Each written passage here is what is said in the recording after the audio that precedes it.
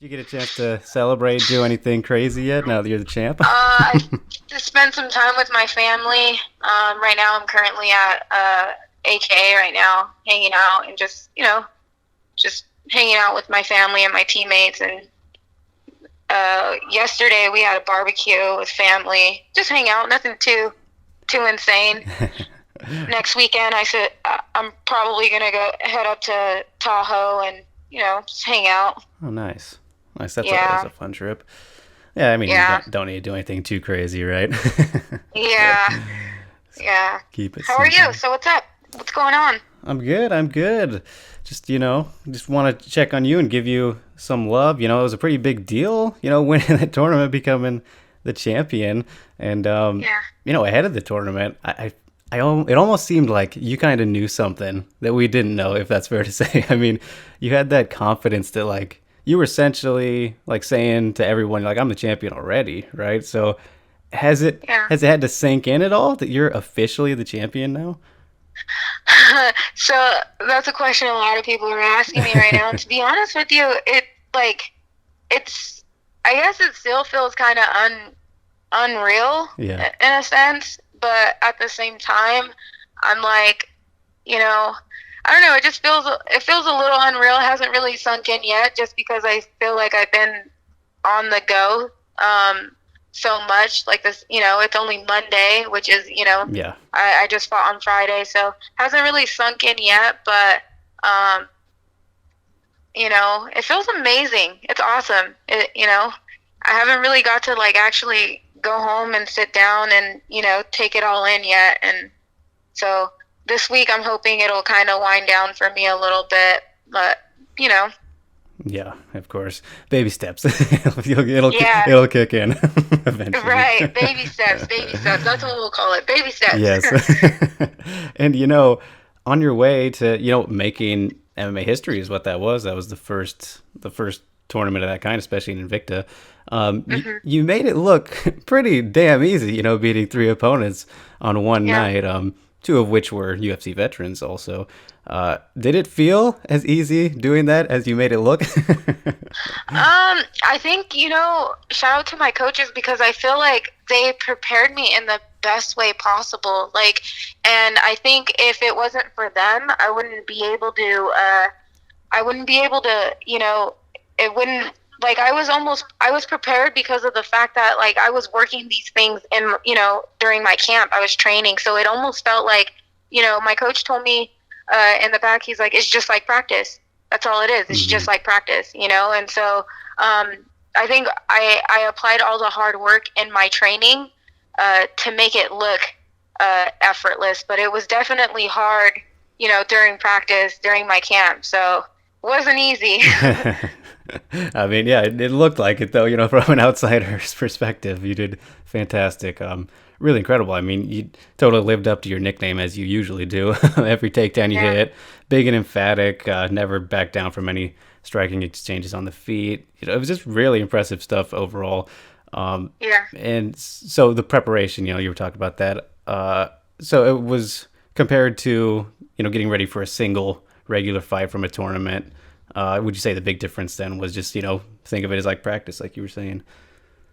Um, so I would say it was tough. Like it was an 8 woman tournament. So, I think the adrenaline dump that was tough. Obviously I get like that adrenaline rush in practice, but it was different. It was a different type of adrenaline. It's like, okay, it's time to fight. It's time to, you know what I mean? Yeah. And then having to go from one match to, okay, it ain't over. Like, I have a couple more in front of me. And I think Jimmy, I believe that's his name, Jimmy, he had asked me like after my first interview, he was like, okay, well, you finished the armbar and, you got that win and, how'd that feel? Like it, for me, it still wasn't over. Like I Yeah. was like, I can't sit here and try to celebrate because it wasn't over. I have two matches in front of me, two more in front of me. And I remember telling him, I got one done, but I got two more. Yeah. So I had to keep that composure and, stay calm the whole way through if I really wanted it and dig deep. Exactly. And just when you think about it that way, would you say it was maybe I don't know, harder on the mental side than the physical, or would you weigh that in any specific direction, or was it pretty even? Um, Honestly, it was hard on both sides. It was hard. It was hard mentally. It was hard physically. Um, just because, like, again, like it was an 8 woman tournament. So physically, my body was like, okay, we're so used to like, okay, after the, you're in a fight, and then for 3 5 minute rounds, you're in a fight, right? Yeah. So if I finish it in that first round, my body's kind of like, okay, I did it, I won. And I think like if you look back at the fight, some of the girls were celebrating, like, when they finished their first match, and it was just like they were kind of already like, oh yeah, I finished the first one. I don't know if they were like, okay, we got that one, Yeah, we got a yeah. couple more, but I think celebrating too early could have played, a huge factor in it also. Hmm. So, but yeah, like I think, I don't know, I'm kind of taking it off the trail, but yeah. I hear you, definitely. um, and I was curious also, as for the backstage process and all that. Did things run like pretty smoothly going from fight to fight, or what was it like in the behind the scenes?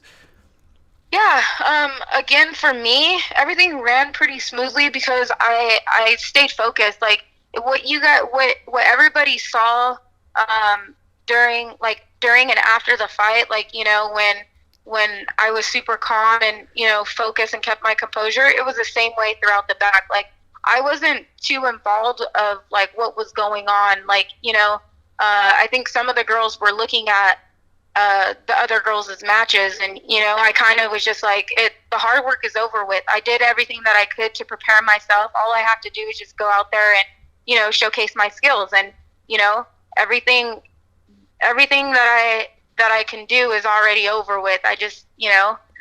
so I tried to stay focused in the back. Everything, I don't know what was going on, because I was just so, I kept it, what I call is tunnel vision. Hmm. And I tried to keep that tunnel vision throughout the whole entire time until, I won every match. Yeah. Yeah. Of So, course. And so, yeah, of course, you want to stay focused on yourself. Did you end up watching the other fights then while they were you just kind of so zoned in, like you said, with that tunnel vision, or you just not worrying about the other fights? yeah, I was honestly so zoned out. I was more focused on myself, and I kept telling myself throughout this whole camp, like, I'm just gonna stay in my lane. That Hmm. was my motto. Just stay in your lane, do your thing, and all I can do is just be a better version of myself. And if I can train, just give everything 110%, whether that's sleep, whether that's on a mental aspect, whether that's coming into training, just giving everything 110%, and everything else will take care of itself. And I kept that even throughout the back. Like I never watched any of the other girls' matches, because I, like, for me, if I start watching somebody else's matches while I'm preparing for a fight ahead of me, I'm already, I feel like I'm kind of I'm counting myself out in a sense. Why am I so worried about them when, you know what I mean? Hmm. When I can just be, I should just stay in my lane and just do what I do. Yeah. And I think even like some people were asking me during fight week, like, in interviews, like, okay, what if you win this fight, or what if you win this belt, and da da da da. But it's like, we'll cross that bridge when it comes, Yeah. Or who do you want to fight after? Because my original opponent was Janisa, Yeah. but she couldn't even make weight. So then it was like, I could have worried about, the fact that I believe it was Manjit. I can't remember her name. The girl that I fought that came in as a replacement. Hmm. She Yeah. was a southpaw. You know what I mean? I wasn't trained. I wasn't. I was prepared to fight Janisa. So when you have somebody who switch up on you last minute, I was prepared for the worst thing possible. Hmm. And she's a southpaw. Janisa's she's not a southpaw. So it's like, how do you prepare for something like that? You just have to be ready at everything. And thankfully my coaches made sure I was ready for somebody who I was going to fight. That was a southpaw. Somebody, that's part of being, I think, a champion, but overall a mixed martial artist. So I'm glad I was able to prove it on. Yeah, yeah, definitely.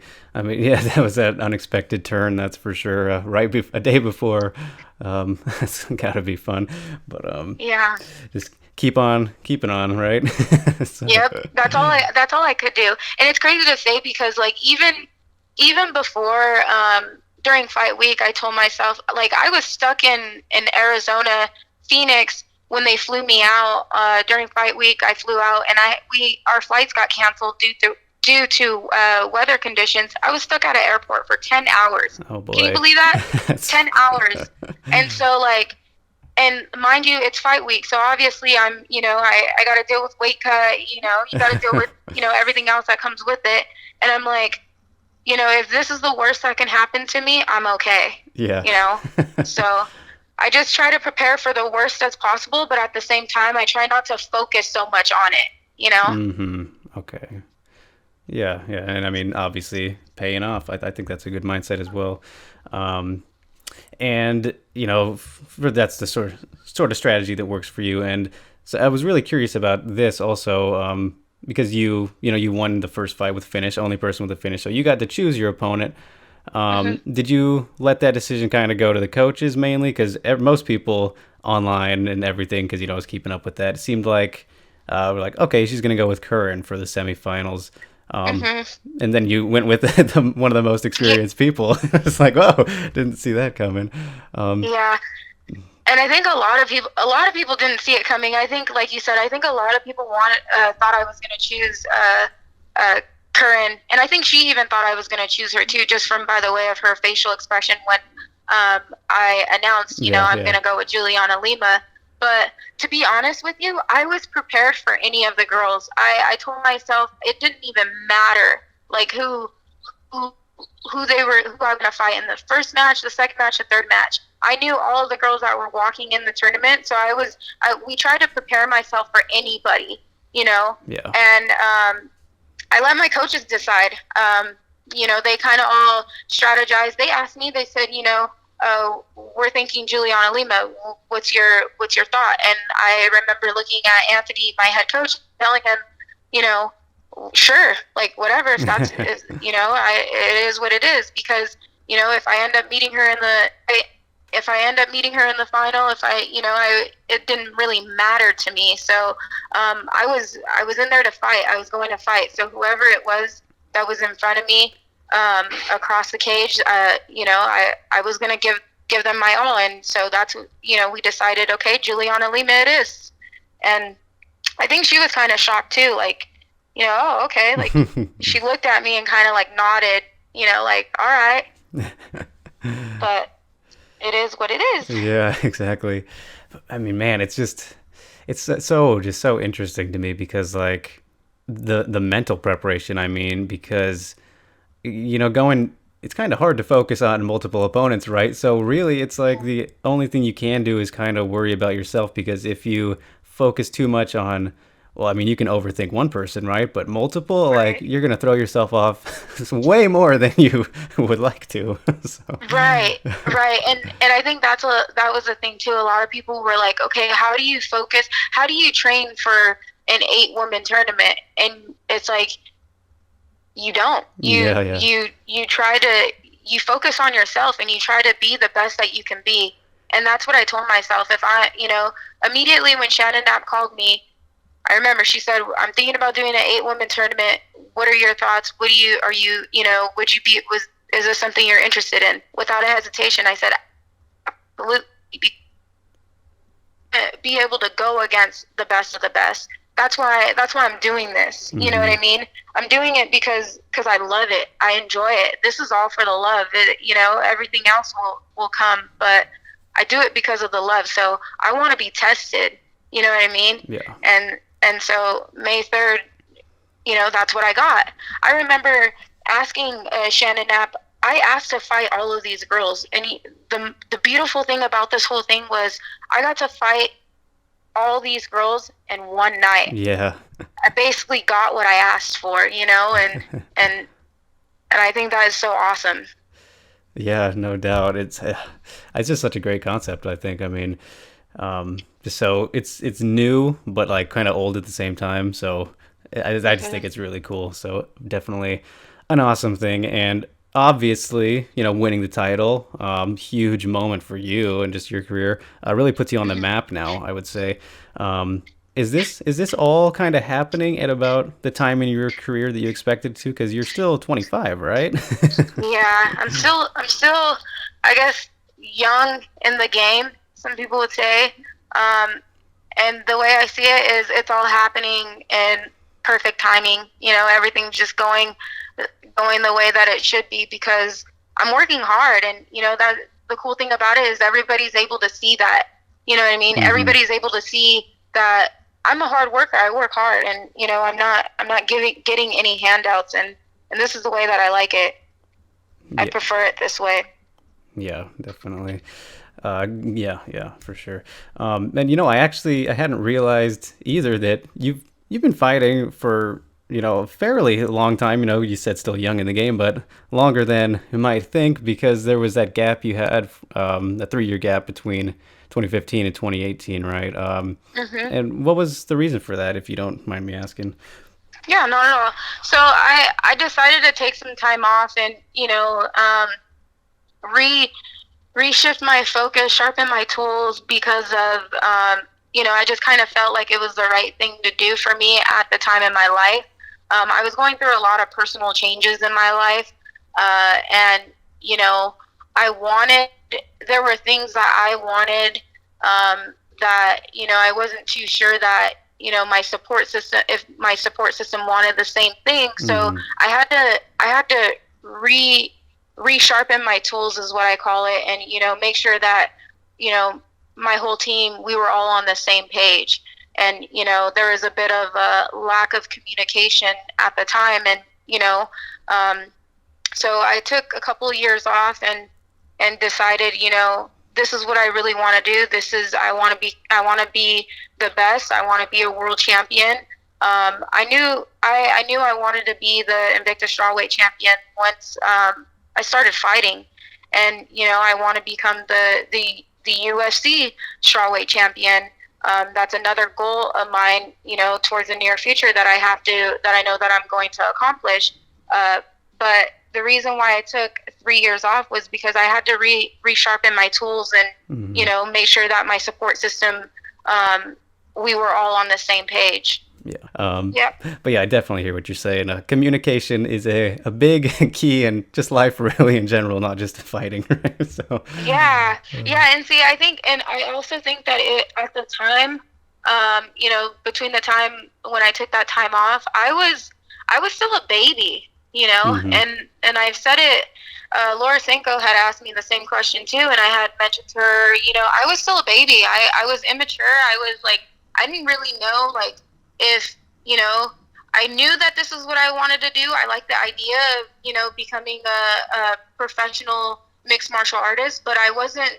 I was still immature, and I think now I'm mature. I hit growth, and now I'm like, I want it. I want it for myself more than anything, and I think now, like, everyone's seeing the real me. You know what I mean? This Hmm. is me. This is what I do. This is my lifestyle. I've been doing this for over 10 years. I enjoy it. I love it. Yeah, definitely. But yeah, I was it kind of, what was it like getting back in? I mean, 3 years, obviously, a lot of time to grow and, sharpen your skills, as you were saying. What was Yeah. it? Was it really hard to get back in? Like, what was it like when you came back? Yeah, I think it wasn't hard at all because I knew that this is what I wanted. I think had it been, if it was something that, I think if I think it would have been hard if I didn't really want it, but I was 110% committed, and I just never looked back. I was like, I had a 9 to 5 job, and I quit my job on my birthday and told them, this is something that I'm gonna do. Like, I'm not gonna look back because I know that this is what I want to do for as long as I could, and Yeah. until I decide, what, I don't want to do it anymore. I don't. I enjoy it. I love it. Like, I'm doing it for the love, not for anything else. Yeah. Yeah, definitely. That's important. The passion. I mean, once that goes, it's kind of like, why are you hanging on, right? We see that with a Yeah. lot of people, unfortunately. Um, but that's another story, I guess. Yeah, I think a lot of people do it. Some people are 50-50. Some people are like, not really committed. Um, some people do it and then they end up realizing, what, this isn't something that I really want to do. And I think the moment that I start to feel that, I think that's when I'll tell myself I'm not doing it anymore. Hmm. But until then, I'm not going anywhere. There we go. Heard it here. Yeah. Yeah. The Bulls here to stay. I'm here to Uh, stay. and speaking of that, you mentioned, future strawweight title plans with UFC. And, just as for what's next, it seems like you have plenty of options now. As, some people have already called you out. I noticed Miranda Maverick, Mallory Martin, who actually is going to the Contender Series now as of today. Mhm. I'm sure you're open to whomever, Yeah, of course. good for those girls. I don't really good for them. For me, again, I'm staying in my lane.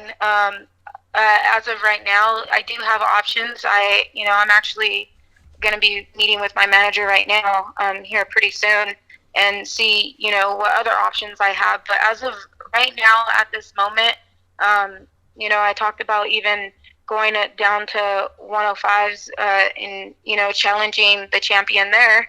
Um, you know, uh, like I said before, whoever they put in front of me, I'm gonna make sure I'm prepared. As of right now, in this moment, I'm I'm enjoying time with my family. I'm gonna meet with my manager and see, what are we gonna do? What do I want to do? And I'll go from there. And again, let the opportunity present itself. Yeah, yeah, of course. I wasn't looking for any concrete answers, of course. Still very fresh. But What's that? I'm sorry. I wasn't looking for any concrete answers there or anything. Obviously, still very fresh off Very the fresh. Yeah, very recent fresh. three. Again, I love it. Like whoever they offer me, I'm gonna be ready for it. Yeah. I just fought, and the competitiveness in me. If it were up to me, I would tell my coaches, let's go, let's do it again. But obviously, I gotta let my body heal, and we'll go from there. I just fought on Friday, so everything is also so fresh to me right now. I gotta talk to my coaches, talk to my manager, and then we'll see. We'll see. I know that there is anything that happens, or any opportunity. I know it's gonna be. I got some good options. Anything is gonna be good. So Yeah, yeah, definitely. The going for atom weight, that's an interesting thing to me, going for champ potentially down the line. Correct me yeah, if I'm wrong, but you fought at flyweight before. Atom weight would be new, right? yeah, Is that an idea yeah. you've had for a while, or? Adam Adam weight is new to me. I've never made 105s. I fought at flyweight as an amateur. I took a fight on my birthday this past August, at 125. Obviously, I was the lighter one because of the fact that I'm naturally a strawweight. Hmm. And then my last fight with Jamie Moyle. My last fight with Jamie my last fight with Jamie Moyle, that wasn't supposed to be a flyweight. That was supposed to Oh be yeah, that's a right. strawweight, and she made flyweight, and so we decided, I came here to fight, so let's take it. But 105s, I've never made 105s, but with the right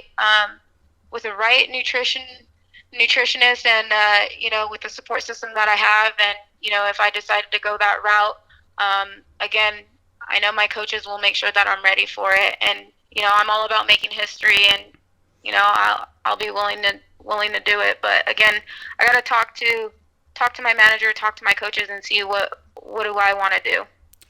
For sure, sky's the limit, right?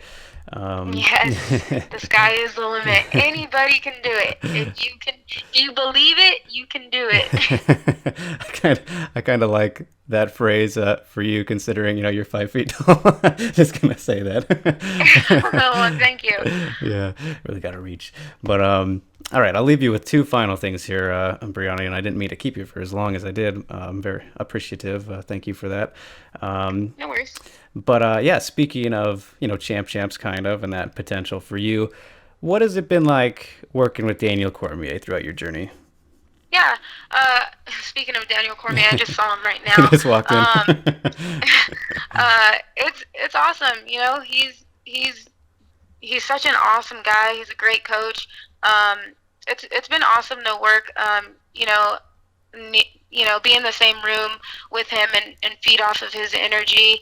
He's a team captain at American Kickboxing Academy, and he's a head coach for Gilroy High Wrestling, and he's such a great guy, and it's awesome to just feed off of that guy's energy, and you know, he's a good dude. I like being around him. He jokes a lot, but he's cool. I like him. There you go. Yeah, keeps the mood light, right? Exactly. He's a cool dude. Right on, right on. And I'll leave you with this last one here, Brianna. Your nickname, very appropriate, the Bull. Any Yeah. story behind how you got that? Yeah. So my grandfather, when I was younger, I used to run around all the time, and like I had so much attitude when I was younger, and my grandfather, shocker, right? Yeah, yeah. and my grandfather gave me the name. It's called El Torito, which means the baby bull in Mm. Spanish. Um, and so ever since then, my coaches are my coach is my uncle. He raised me my whole entire life growing up, and I lived with him my entire life, and he gave me that nickname. He's like, we'll call you the Bull, and I think it has a lot to do with me always coming forward, and just I don't. And my grandpa always used to say, she doesn't take anything from anybody. She takes no shit from anybody, and excuse my language, That's all good. I think that's where it came from. So my grandfather, rest in peace to him, but he gave me that name, and it just kind of stuck with me. And now I think everybody, like, I think now that my style is called the Bullfighter, which I think is pretty awesome. So it just kind of stuck with me, and that's where it came from. Nice. Yeah, that's a very cool story, and definitely an appropriate nickname as we see Yeah. every time that you fight.